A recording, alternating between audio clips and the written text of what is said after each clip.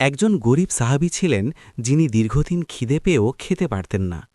কিন্তু একদিন এমন একটি ঘটনা ঘটল যা দেখলেই স্বয়ং রসূলুল্লাহ সাল্লাল্লাহু আলাইহি ওয়াসাল্লাম হাসলেন এবং আল্লাহর সন্তুষ্টি প্রকাশ পেল। রসূলুল্লাহ সাহাবীদের বললেন, কে আজ অতিথিকে নিজের ঘরে নেবে? একজন আনসারী সাহাবী দাঁড়িয়ে বললেন, ইয়া রাসূলাল্লাহ, আমি নেব। তিনি অতিথিকে নিয়ে ঘরে গেলেন। ঘরে গিয়ে দেখলেন খাবার আছে শুধু শিশুদের জন্য, অতিথির জন্য কিছুই নেই। সাহাবী তার স্ত্রীকে বললেন, আজ আমাদের অতিথি রাসূল সাল্লাল্লাহু আলাইহি ওয়াসাল্লামের প্রতিনিধি, তাকে সম্মান করব।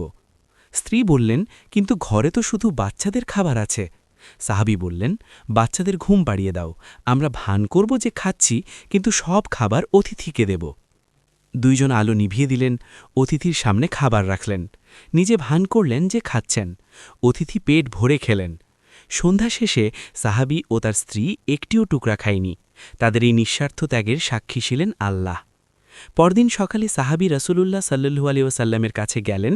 রাসূল হাসলেন এবং বললেন, গতরাতে তোমাদের কাজ দেখে আল্লাহ সন্তুষ্ট হয়েছেন। আয়াত নাজিল হয়, যারা নিজেদের প্রয়োজন থাকা সত্ত্বেও অন্যদের অগ্রাধিকার দেয়। সূরা হশর ৫৯:৩।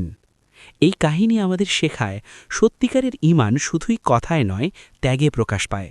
যে মানুষ নিজের কষ্ট ভুলে অন্যকে সাহায্য করে, আল্লাহ তার উপর অসীম রহমত বর্ষণ করেন।